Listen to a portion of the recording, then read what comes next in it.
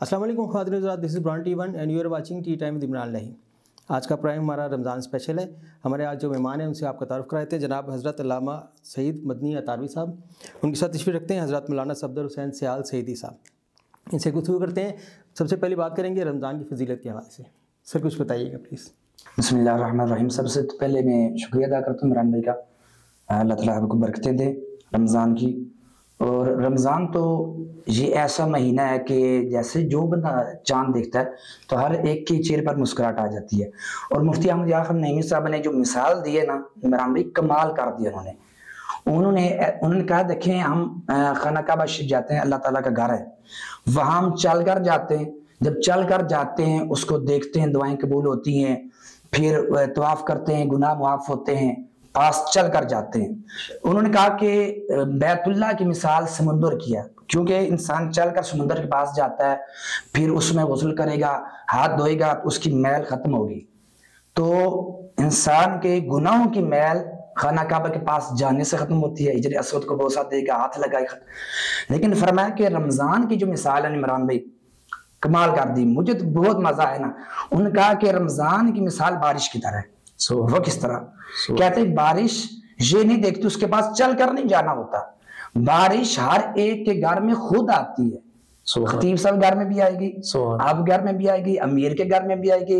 अच्छा इमाम है, खतीब है, कोई जो भी है, गरीब है, अमीर है, गली मोहल्ले में रहने वाला है कि झोंपड़ी में रहने वाला, हर एक के घर में वो जाती है। जिस तरह बारिश नाजिल होती है इसी तरह रमजान जाता है। और रमजान जब जाता है तो क्या करता है वो बख्शिश के परवाने तकसीम करता है। सुभान कि जो बंदा इसका अदब एहतराम करता है। देखिए मेरे घर में कोई मेहमान आए ना तो मैं उसका अदब एहतराम करूंगा। मैं जब अदब एहतराम उसका करूंगा तो अगर किसी और ने कोई बात कर दी ना गलत, मैं कहा खबरदार ये मेरा मेहमान आया है भाई, आप क्यों बात कर रहे हैं। मेरी कोशिश होगी हर एक चीज उसके सामने रखूं, क्यों वो मेहमान है। तो ये रमजान अल्लाह ताला का मेहमान आया है हमारे पास, और क्या देने। अच्छा मेहमान बाज का फ्रूट लाते हैं, बाज का तो किसी बच्चे की जनाब कोई बर्थडे हो, कोई जहाज ले आएंगे, गाड़ी ले आएंगे। तो ये जो है ये क्या लाता है पता है? ये मेहमान कौन सा मेहमान है? ये मेहमान है अल्लाह का भेजा हुआ। मैं और आप ये सारे लोग मेजबान है, वो मेहमान है। और लाया क्या है?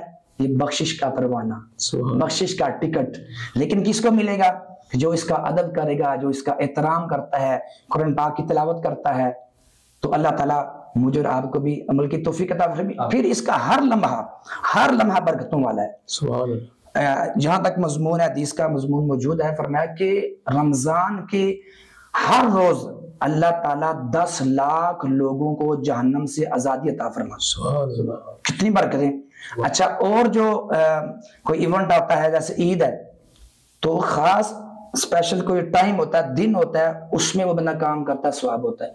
लेकिन रमजान का हर लम्हा, हर मिनट, हर सेकंड, सुबह शाम, इफ्तारी, सहरी, अच्छा तरावियों का इंतजार, हर लम्हा स्वाब ही स्वाब है। हर चीज पे स्वाब है, हर चीज पर स्वाब है। खाने पर भी स्वाब है, सोने पर भी स्वाब है। सहरी इफ्तारी अब तक सोने तक। वो जब सोता है ना उसकी ये नियत होती है, नजरिया होता है मैं सुबह उठूंगा रोजा रखूंगा। अब ये उसका सोना भी सोना ही बन जाएगा। सुभान अल्लाह। तो अल्लाह ताला मुझे और आपको रमजान का अदब एहतराम करने की तौफीक अता फरमाए। अच्छा सियाल साहब आप बताइएगा जरा, रमज़ान में तो कि ये वैसे भी बात का शौक़ बढ़ जाता है, ये क्या वजह है रमज़ान में? यानी रमज़ान के अलावा इतनी ज़्यादा मुझे शौक़ नहीं होता, रमज़ान में मैं खुद ब खुद शौक़ हो रहा था कि नमाज भी पढ़ें, ये भी करें, बात भी करें, गलत काम ना करें। बिस्मिल्लाहिर्रहमानिर्रहीम। आपने जैसा कि कहा कि रमज़ान में इबादत का शौक़ क्यों बढ़ जाता है, मैं इस बात की इब्तिदा जो है ना नबी अकरम सल्लल्लाहु अलैहि वसल्लम की हदीस मुबारक से करना चाहूँगा।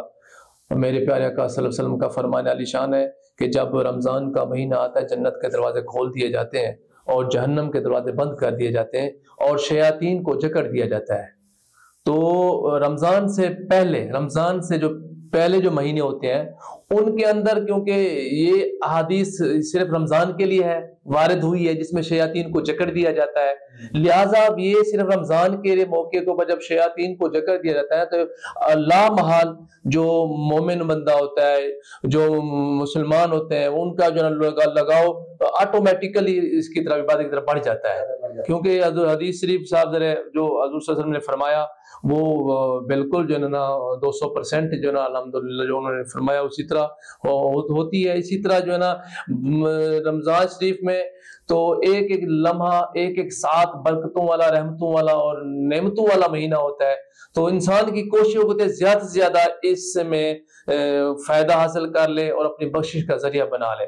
جس طرح بھی علامہ صاحب نے بھی فرمایا کہ جو رمضان میں ایک فرض 70 فرض کے برابر ثواب ملتا ہے اور جو نفل ہوتے ہیں وہ فرائض کے برابر ان کو ثواب درجہ ملتا ہے، تو لہٰذا پھر لوگوں کی کوشش ہوتی ہے کہ ہم رمضان میں زیادہ سے زیادہ عبادت کر کے اپنی بخشش کا ذریعہ بنا لیں، اور نوافل بھی زیادہ ہوتے ہیں، اور ہر لمحہ جس طرح اٹھنا بیٹھنا کھانا پینا سونا یہ رمضان۔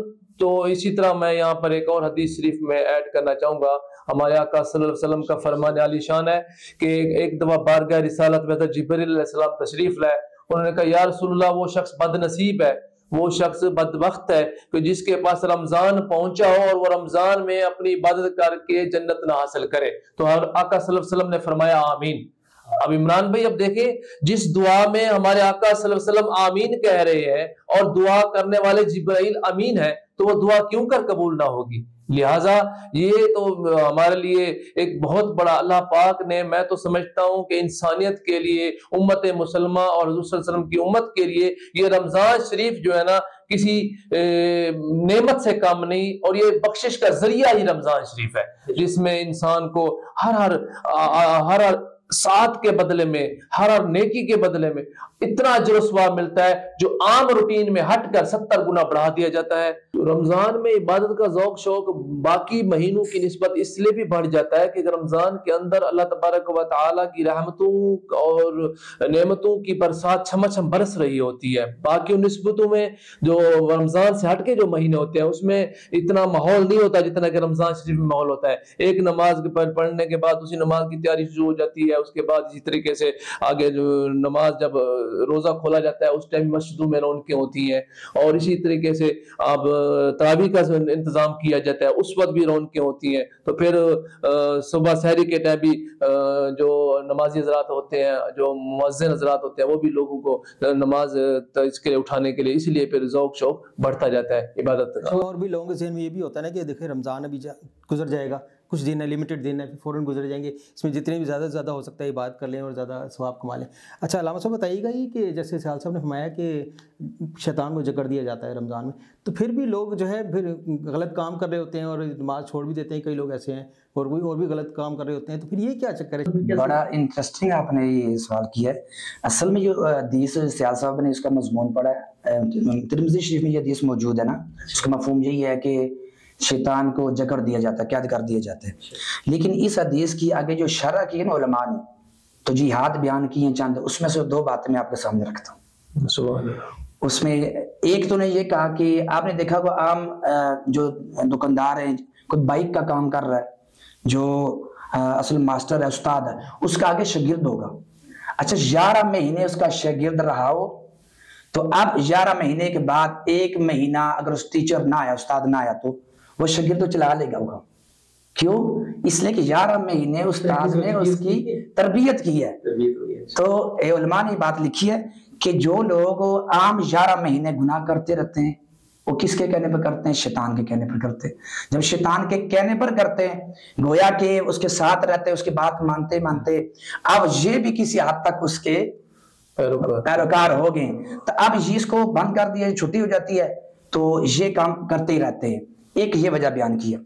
دوسری وجہ یہ بیان کی ہے کہ انسان کے اندر ایک چیز ہے جس کو کہتے ہیں نفس امارہ، یعنی گناہ پر ابھارنے والی 2 چیزیں ہیں، کہ گناہ پر صرف شیطان اکیلا نہیں ہے۔ اچھا مزے کی بات عمران بھائی، شیطان پہلے شیطان نہیں تھا، جب شیطان سے پہلے تھا، اس کو جب کہا گیا کہ سجدہ کرو تو اس نے سجدہ نہیں کیا تھا نا، تو اس وقت تو شیطان تھا ہی نہیں، تو اس کو کس نے ورگلایا تھا؟ اس کو کس نے کہا تھا کہ یہ نافرمانی کرو رب کی؟ بات ہے نا۔ اب وہ کیا تھی؟ اصل تھی نفس، انسان کے اندر ایک نفس ہے، خواہشات۔ کئی ایسے ہیں صبح والدہ کے سامنے، والد کے سامنے روزہ سحری کرتے، اور بعد دوستوں کے ساتھ وہ جناب دین کو افطاریاں کر رہے ہوتے ہیں، بوتلیں پی رہے ہوتے ہیں۔ وہ کیا ہے؟ وہ نفس، شیطان تو قید ہو چکا ہے۔ وہ جو ان کا نفس ہے نا، وہ نفس ان کو گناہ پر ابھارتا ہے، وہ دھوکہ بھی دلواتا ہے، لڑائیاں بھی کراتا ہے، دیگر معاملات ہوتے ہیں۔ تو اللہ تعالیٰ مجھے اور سب مسلمانوں کو بالخصوص رمضان کے مہینے میں گناہوں سے بچنے کی توفیق عطا فرمائے، خواہشات سے بچنے کی توفیق عطا فرمائے۔ اچھا سیال سے بتائیے کہ رمضان میں ہم لوگ نماز پڑھتے ہیں 5 ٹائم کی اور ایکسٹرا بھی بات کر رہے ہوتے ہیں، لیکن رمضان کے بعد ہماری پریکٹس ختم ہو جاتی ہے، کچھ عرصہ چلتی ہے، پھر لوگ اکثر بھی بھول جاتے ہیں، پھر جب تک رمضان نہ آئے نا اس وقت تک وہ پریکٹس دوبارہ نہیں ہوتی لوگوں کی۔ تو اتنی جلدی کیسے لوگ بھول جاتے ہیں؟ اس کو پورا سال کیوں نہیں ہم اس کو پریکٹس کرتے؟ وَيَهْدِي مَن يَشَاءُ وَيُضِلُّ مَن يَشَاءُ۔ اللہ پاک ہدایت کا جو مالک تو اللہ پاک ہی ہے نا، اللہ جس کو چاہتا ہے ہدایت عطا فرماتا ہے۔ جو نیکی کرنا اور بات ہے، اور نیکی پر استقامت کرنا اور بات ہے۔ تو جیسا کہ میں نے پہلے بھی آپ کے عرض کیا کہ جو لوگ عبادت کا رمضان میں ذوق شوق ہوتا ہے، اس ٹائم ایک ماحول ہوتا ہے، ایک نماز پڑھتے ہیں، پھر دوسری فٹافٹ دوسری کا نماز کا تیاری کے لگ جاتے ہیں، پھر عصر میں ٹائم افطاری کے لیے سامان اکٹھا ہونا شروع ہو جاتا ہے۔ مسجدوں میں بھی بات ایسی رونقیں ہوتی ہیں کہ لوگ وہاں پر افطاری وہاں پہنچاتے ہیں تاکہ مسجد میں جو مسافر لوگ ہیں وہاں بیٹھ کے افطار کر لیں۔ ایک ماحول سا بنا ہوتا ہے، ماحول بڑا ڈیپینڈ کرتا ہے وہ، کیونکہ اس ٹائم ماحول ہوتا ہے۔ اب کھانا جیسے ہی ہم تراویح پڑھیں گے 2-3 گھنٹے سے پھر سحری کا ٹائم ہو جاتا ہے، پھر لامال وہ عبادت میں ذوق شوق ہوتا ہے، اور اس طرح مسجدوں میں ٹرینڈ بھی بندوں کا بنا رہتا ہے، لوگ نماز اور اس طرح لگے رہتے ہیں۔ تو جیسے ہی یہ رمضان جو مہمان مہینہ ہوتا ہے، جیسے ہی رخصت ہوتا ہے، تو پھر اس طریقے سے وہ حدیث شریف بھی میں نے آپ کے سامنے پہلے عرض کی ہے، جو شیاطین کو جو چکر دیا جاتا ہے تو عید کے بعد بھی آ جاتا ہے واپس، پھر اسی طریقے سے وہ ماحول جو ہے نا پھر دوبارہ ہو جاتا ہے۔ لیکن اللہ پاک سے دعا ہے کہ اللہ پاک ہمیں زیادہ زیادہ نیکیوں پر استقامت عطا فرمائے۔ اور رمضان شریف کا جو اصل جو مقصد جو رمضان ہے وہ یہی ہے کہ اپنے جتنے بھی یہ جو ایک اور میں یہاں پر ایڈ کرنا چاہوں گا، جب رمضان شریف آتا ہے نا، کہتے ہیں رمضان شریف کی فضیلت اتنی زیادہ ہے کہ اگر بغیر کسی شرعی عذر کے اگر کوئی ایک روزہ رہ بھی جائے تو آپ رمضان کے علاوہ پورے سال روزے رکھتے رہے، اس ایک روزے کا ثواب پورے سال کے روزوں کے ثواب برابر نہیں ملے گا، اتنا بڑا ثواب ہے۔ یہ رمضان کا مہینہ ہمارے لیے ایک پریکٹس ہوتی ہے، ہم نے سارا سال اسی کے آگے اسی طرح عمل کرنا ہوتا ہے۔ وہ ہم جو بھول جاتے ہیں ویسے ایکچوئل ہوتا ہے رمضان پریکٹس کے لیے ہوتا ہے کہ یہ پریکٹس رہے سارا سال ہماری، تاکہ ہم دین پہ قائم رہیں۔ اچھا مولانا صاحب ایک اور بات بتائیے کہ رمضان میں جب سحری کے وقت ہم اکثر لوگ کیا کرتے ہیں کہ سحری کا ٹائم جو ہوتا ہے نا وہ لوگوں کو پتہ نہیں چلتا، اذان تک کھاتے رہتے ہیں، اور کئی دفعہ ایسے لیٹ ہو جائے تو بندہ اذان کے ہوتے ہوتے تک کھاتا بھی رہتا ہے کہ بھی اذان ہو رہی ہے، کھا لیا بندہ۔ اس کے بارے میں کیا خیال ہے آپ کا، کیا کہتے ہیں آپ؟ بڑے عجیب و غریب اس حوالے سے لوگوں کے مائنڈ ہوتے ہیں۔ کچھ ہوتے ہیں کہ ابھی ہماری مسجد کی اذان کی آواز نہیں آئی، اچھا فلاں مسجد میں اذان نہیں آئی، اچھا ابھی مرغا نہیں بولا، ابھی چونٹی نظر نہیں آئی۔ یعنی عجیب و غریب دنیا میں اس طرح کے کنسپٹ پائے جاتے ہیں، جبکہ اصل مسئلہ جو ہے نا وہ اذان کا تعلق سحری سے نہیں ہے۔ رمضان کا تعلق سحری کا کہ اذان ہوگی تو جناب سحری کا ٹائم ختم ہوگا۔ اچھا قاری صاحب سویا رہے بیچارے اٹھے ہی نہیں ہے، تو اب کیا ہم آدھا گھنٹہ لیٹ جناب صبح 7 بجے تک کھاتے رہے؟ یہ نہیں ہوتا۔ اچھا مرغا نہیں بیٹھا، بولا ہی نہیں، مرغا بیچارہ وہ خود ہی سویا رہا یا وہ ذبح ہو گیا پھر۔ تو رمضان کا تعلق سحری کا تعلق بالخصوص اذان کے ساتھ نہیں ہے، مرغوں سے نہیں ہے، اس کا تعلق ہے وقت کے ساتھ۔ جیسے ہی فجر کا وقت شروع ہوتا ہے نا تو سحری کا وقت ختم ہو جاتا ہے۔ وہ آج کل تو موبائل کے اندر بھی ایپ بنی ہوئی ہے تو مشکل نہیں ہوتا، تو بندہ دیکھ لے، اور احتیاط یہ ہے کہ 1-2 منٹ 2-4 منٹ پہلے جو ہے نا وہ ختم کر دے، کلی کر کے وہ ریڈی ہو جائے۔ ایسا نہیں ہے کہ جناب جب تک اذان ختم نہیں ہوگی تو آخر لقمہ بھی ہمارا ختم نہیں ہوگا، تو یہ انداز نہیں ہونا چاہیے۔ اصل یہی ہے کہ جیسے ہی فجر کا وقت شروع ہوگا، مثال کے طور پر آج کل شاید 58 منٹ چل رہا ہے 4 بج کر، تو 58 منٹ سے 1-2 منٹ پہلے بند کر دیں۔ جیسے 58 منٹ ہوئے تو 1 سیکنڈ ہوگا تو فجر کا وقت ہو جائے گا۔ یہ تو جیسے ہی ختم ہوگا سحری کا وقت، ساتھ ہی اب اذان کا وقت، فجر کا وقت شروع ہو جائے گا۔ فجر کے وقت شروع ہونے سے پہلے سحری کے وقت ختم ہو جاتا ہے۔ اچھا قاری صاحب، لیلۃ القدر کے حوالے سے بتائیے کچھ۔ لیلۃ القدر لیلہ کا لفظ جو اصل میں ہے وہ اس کا معنی عربی کا لفظ ہے، اس کا مطلب ہے رات، قدر کا مطلب ہے عزت، مرتبے والی، یعنی عزت اور شان والی یہ رات۔ تو آپ اندازہ کریں کہ جس دن کو یا جس تاریخ کو پاکستان بنا تو ہر بچے کے چہرے پر مسکراہٹ ہوتی ہے، اچھا گھروں کے اوپر جھنڈے ہوتے ہیں، اچھا کوئی جوان ہے یا بوڑھا ہر ایک خوش ہوتا ہے۔ تو یہ جو ہے نا لیلۃ القدر، زیادہ تر جو کہا جاتا ہے کہ وہ 27ویں شب ہے۔ اب اس رات کو قرآن پاک بھی نازل ہوا، اس سے بڑھ کر کیا یعنی کہ فضیلت ہوگی کہ یہ وہ رات ہے کہ رب ذوالجلال کا پاک کلام نازل ہوا، کہ جس سے بڑی کوئی کتاب ہے ہی کوئی نہیں، کوئی کلام ہے ہی کوئی نہیں۔ اور مزے کی بات یہ کہ کتابوں میں سب سے بڑی کتاب اور سارے پیغمبر سے بڑے پیغمبر پر نازل ہوئی، اور مزے کی بات یہ ہے کہ سب مہینوں سے افضل مہینہ جو ہے رمضان اس کے اندر نازل ہوئی۔ تو اتنا ہی کافی ہے کہ ایک ذوق شوق کے لیے، مسلمان کے لیے، کہ اس رات کو قرآن پاک نازل ہوا۔ تو مجھے خوشی کرنی چاہیے، مجھے نوافل پڑھنے چاہیے، اللہ سے دعائیں کرنی چاہیے، شکریہ ادا کرنا چاہیے۔ دیکھیں نا، میرے گھر میں کوئی پڑوس والے کوئی سالن بنا کر نا وہ شوربہ دے کر چلے جائیں مرغے کا، تو ہم اتنا خوش ہوتے ہیں، شکریہ ادا کرتے ہیں۔ یار جس رب نے قرآن نازل کیا، جس نبی کے صدقے ملا، ان کا بھی تو شکریہ ادا کرنا چاہیے اس رات کو۔ تو اس رات کو اسی طرح نہیں گزارنا چاہیے کہ فیس بک بھی چل رہی ہے جناب تو عام روٹین کی طرح نہیں، بلکہ بالکل اہتمام کرنا چاہیے، موبائل کو سائڈ پر رکھ کر، وضو کر کے، اچھے کپڑے پہن کر، خوشبو لگا کر، تو ہو سکے تو اپنے جو لوگ فوت ہوئے ان کے لیے دعا کریں، ہو سکے تو قبرستان اگر ممکن ہے تو ہم ہی جائیں، بڑی برکتوں والی یہ رات ہے۔ تو اس میں پوری رات ہی بات کرنا چاہیے یا کبھی جتنی آپ کر سکیں؟ اس میں عمران بھائی ایک پوائنٹ جو ہے نا وہ ہمارے ناظرین کو بھی میں کہوں گا کہ وہ نوٹ کریں۔ آپ اگر آپ نے صبح کام پر جانا ہے تو پھر آپ اتنی ہی عبادت کریں کہ کام اس کے اندر کمی نہ آئے۔ مثال کے طور پر ایک مزدور ہے، وہ صبح مزدوری کرے گا تو اس نے دیہڑی لینی ہے، اگر یہ رات کو عبادت کرتا رہا، ساری رات جاگتا رہا، تو صبح جب کام کرے گا دیہڑی لگائے گا تو کسی مسلمان کا حق مارے گا، کیونکہ جس نے اس نے پیسے لیے وہ حق مار دے گا، تو پیسے جو اس کے اندر آئیں گے تو کچھ ناجائز بھی آ جائیں گے کیونکہ کام تھوڑا کرے گا۔ تو یہ نفلی عبادت ہے، یہ چیزوں کا خیال کرنا چاہیے ہمیں کہ کوئی ایسا صبح ممکن ہے تو چھٹی کر لیں۔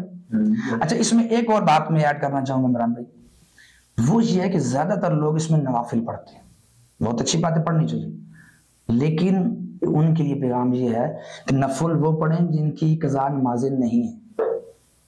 یہ پوائنٹ ہے۔ دیکھیں میں نے کسی کا قرض دینا ہے، اللہ نہ کرے میں نے کسی قرض دینا ہے اور میں آپ کی دعوت کروں، دوستوں کی دعوت کروں جناب، اور اس طرح کے لوگوں کو لاتا رہوں، تو مجھے دستک دے کوئی بندہ کہ بھائی قرض تو واپس کرو، میں دعوتیں کر رہا ہوں، صدقے خیرات کر رہا ہوں، بھائی صدقے خیرات اپنی جگہ، لیکن پہلا جو میرے پر لازم یہ بات تھی کہ میں اس قرض کو اتاروں۔ یہ جو نمازیں ہیں، قضا ہیں، یہ ایک طرح سے سمجھانے کے لیے عرض کی کہ ہم اللہ تعالیٰ کے ہمارے اوپر قرض ہے، ہم نے ادا کرنی ہے، اور لوگ اس کو چھوڑ کر نفل میں لگے رہتے ہیں۔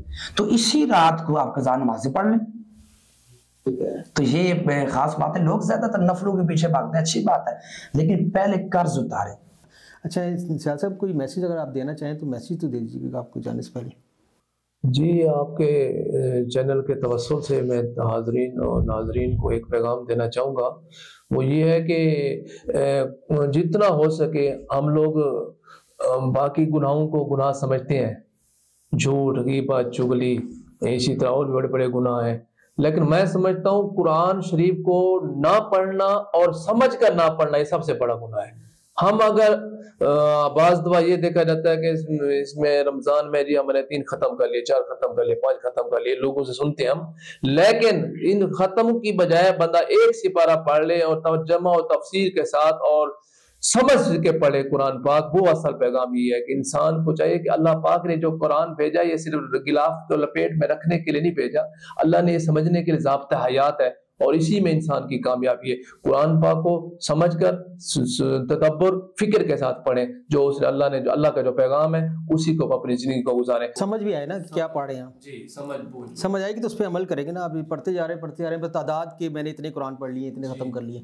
لوگ فخر سے بتاتے بھی نا ہم نے اس بات کی اتنے قرآن جی ختم کر لیے. تو آپ کم شک کریں لیکن ایک اس کو سمجھ کے اس کو پڑھیں, ترجمہ پڑھیں. علامہ صاحب آپ بھی کوئی میسیج اگر ہے تو دیجیے ہمارے اجازت کوئی ہے. جی میں آپ کے لیے یہ کہ دیکھیں, آپ جو میرے بھائی نسوار ڈالتے ہیں یا سگریٹ پیتے یا کوئی نشہ کرتے ہیں, تو ابھی دیکھیں رمضان پورا مہینہ آپ نے نہیں کیا, تو اب آپ کی روٹین بن چکی ہے, آپ اس کو چھوڑ سکتے ہیں. اب آپ قادر ہو گئے. اچھا اسی طرح اگر پہلے نمازیں آپ نہیں پڑھتے تھے تو اب رمضان کی برکت سے آپ نمازی بن چکے. اچھا پہلے قرآن نہیں پڑھتے تھے تو رمضان کی برکت سے قرآن پڑھنے والے بن گئے. تو ایسا ہو جائے یہ جو رمضان ہے اس مرتبہ کا ہمارا, تو ایسا ہو جائے کہ اس کو تبدیلی والا رمضان آئی ہے. یہ تبدیلی والا ہو, صرف ظاہر تبدیلی نہیں, پکوڑے سموسے یہ نہیں, اندر کی تبدیلی آئے نا.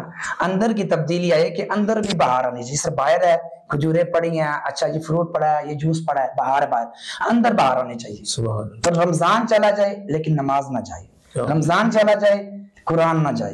تو یہ ہو تو ہمارے لیے صدقہ جاریہ بنے گا. بالخصوص ہمارے والدین جن کے فوت ہو گئے, آپ سے گزارش ہے کہ ان کے صدقہ جاریہ ان کے لیے بنے گا. کہ آپ کے کوئی بھی فوت ہو گئے نا تو ان کے لیے بھی صدقہ جاریہ بنے گا. جب آپ نماز پڑھیں گے تو ان کے لیے بھی دعا کرو, ربنا اغفر لی ولوالدی, میری بھی مغفرت فرما, والدین کی مغفرت فرما, وللمؤمنین, سارے مسلمانوں کی بھی. تو ان کا بھی بھلا جو گا, یعنی ہمارے گناہ چھوڑنے کی وجہ سے ہمارے مرحومین کا بھی فائدہ ہو جاتا ہے. تو اللہ تعالیٰ سے اللہ تعالیٰ مجھے بھی نیکیوں پر استقامت عطا فرمائے, ہمارے ناظرین کو بھی.